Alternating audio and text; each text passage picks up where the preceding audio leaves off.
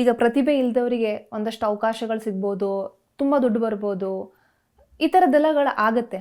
So ನೀವು ಹಿಂಗೆ ಈ ಥರ ಇದ್ದಾಗ ನನ್ನ ಹಣೆಯಲ್ಲಿ ಇಷ್ಟೇ ಬರ್ಕೊಂಡಿರೋದು, ಮೋಸ್ಟ್ಲಿ ನನ್ನ ಜೀವನ ಹಿಂಗೆ ಇರಬೇಕು ಅಂತ ದೇವರು ಫಿಕ್ಸ್ ಮಾಡಿದ್ದಾನೆ ಅಂತ ಅನ್ಸುತ್ತೆ. ಈ ಥರ ಎಲ್ಲ ಥಾಟ್ ಪ್ರೊಸೆಸ್ ಮಾಡ್ತೀರಾ? ಖಂಡಿತ ಮಾಡ್ತೀನಿ. ನಾನು ಈಶ್ವರನ ತುಂಬ ನಂಬ್ತೀನಿ, ಶಿವ.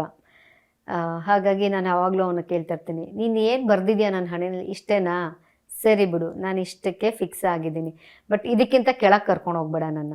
ಬೇಕಾದ್ರೆ ಇನ್ನೊಂದು ಹೆಜ್ಜೆ ಮೇಲೆ ತೊಗೊಂಡು ಹೋಗು, ಕೆಳಗೆ ಮಾತ್ರ ತೊಗೊಂಡು ಹೋಗ್ಬೇಡ. ನನಗೆ ಹೋಗ್ಬಿಟ್ಟು ಒಬ್ಬರ ಮನೆ ಬಾಗಿಲಿಗೆ ಹೋಗಿ ನಿಂತ್ಕೊಂಡು ಕೇಳೋಕ್ಕೆಲ್ಲ ನನಗೆ ಇಷ್ಟ ಆಗಲ್ಲ. ನನಗೆ ಕಷ್ಟ ಇದೆ, ನನಗೆ ಸಹಾಯ ಮಾಡಿ ಅಂತೆಲ್ಲ ನಾನು ಕೇಳೋಕ್ಕಾಗಲ್ಲ. ಈಗ ನಾನು ಏನು ಕೆಲಸ ಮಾಡ್ಕೊಂಡು ಹೋಗ್ತಾ ಇದ್ದೀನಿ ಇಷ್ಟರಲ್ಲೇ ಇಡು. ಅಟ್ಲೀಸ್ಟ್ ಒಂದು ಪ್ರಾಜೆಕ್ಟ್ ಮುಗೀತಿದ್ದಂಗೆ ಇನ್ನೊಂದು ಪ್ರಾಜೆಕ್ಟ್ ನನಗೆ ಕೊಡು. ನಾನೇ ಸಂಪಾದನೆ ಮಾಡಿ ನಾನೇ ನನ್ನ ಕಮಿಟ್ಮೆಂಟ್ಸನ್ನು ನೋಡ್ಕೋತೀನಿ.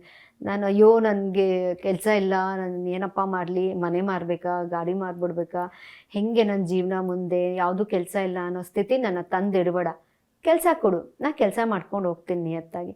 ಸೊ ಇಷ್ಟೇ ನನ್ನ ಲೈಫ್ ಅಂತ ನಾನು ಫಿಕ್ಸ್ ಆಗಿದ್ದೀನಿ. ದಯವಿಟ್ಟು ನೀನು ನನ್ನನ್ನು ಇಷ್ಟರಲ್ಲೇ ಇಡು, ಇದಕ್ಕಿಂತ ಕೆಳಗೆ ಮಾತ್ರ ಕರ್ಕೊಂಡು ಹೋಗ್ಬೇಡ ಅಂತ ಯಾವಾಗಲೂ ನಾನು ದೇವ್ರ ಹತ್ರ ಮಾತಾಡ್ತಿರ್ತೀನಿ.